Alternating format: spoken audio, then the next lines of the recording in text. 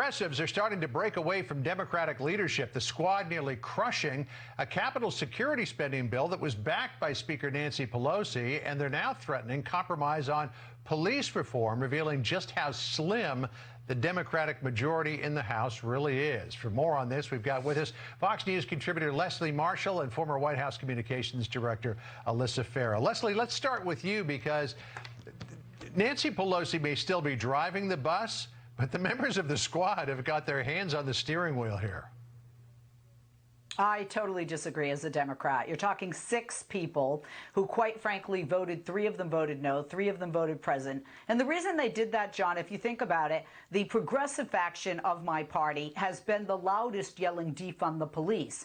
You're not hearing that from the more mainstream, moderate, centrist Democrats like myself, which are saying reform the police. And that's what Joe Biden is saying as well. So when you look at what they did, they kind of had to do this, John, because when you're saying defund the police and then you vote for a lot of money for the Capitol Police, that would be blatant hypocrisy and it would not be pleasing to their constituents. And at the end of the day, Democrat or Republican, that's technically who the individuals in the House and the Senate are supposed to be casting their votes for or against what their constituents really want and why their constituents sent them to Washington. Fair point, but Alyssa, when you look ahead toward November 2022, you wonder how much of a liability are the progressives going to be and their calls to defund the police.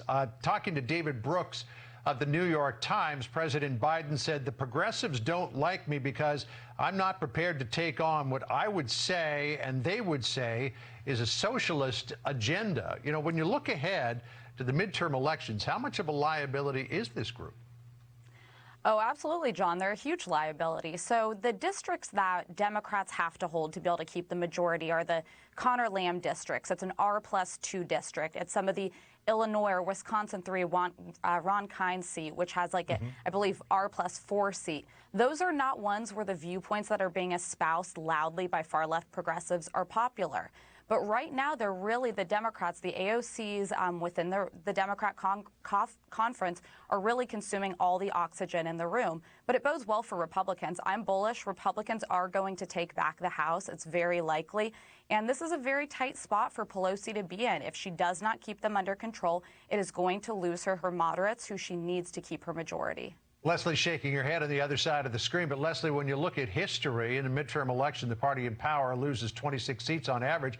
Though recent history, it's been much greater than that. Barack Obama lost so many seats in 2010, it was hard to even count. Yeah, but I think we have to also look at historically, we never had a January 6th before.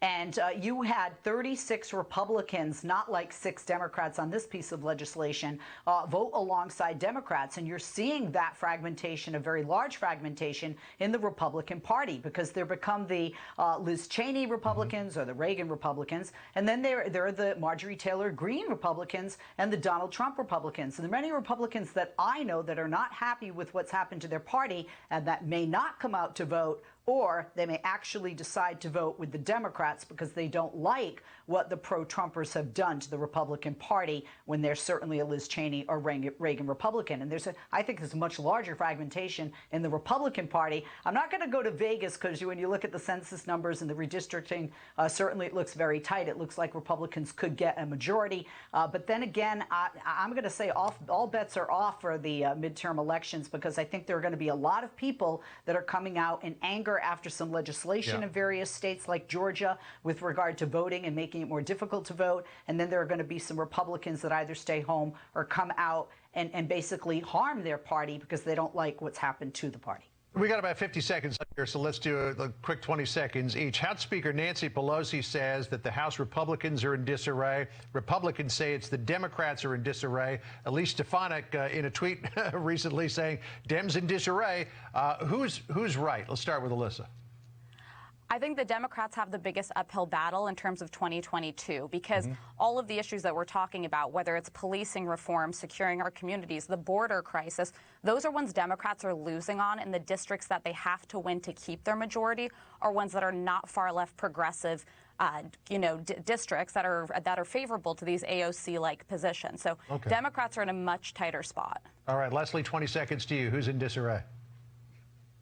I would say the Republicans. Ron DeSantis in the state of Florida just took $300 a week from individuals, whether they voted for him or not. That's $1,200 a month. Who was it said that it's the money, right? You know, it's the economy, stupid. I think Republicans are actually hurting themselves, giving their allegiance to Donald Trump, and quite frankly, not to the issues of the voters in their districts that concern those people the most. Voters will have the final say on who's in disarray, but we won't know that for a while. Leslie Marshall, Alyssa Fair, always good to see you too. Thanks. Thank you. Thank you, Kelly? John.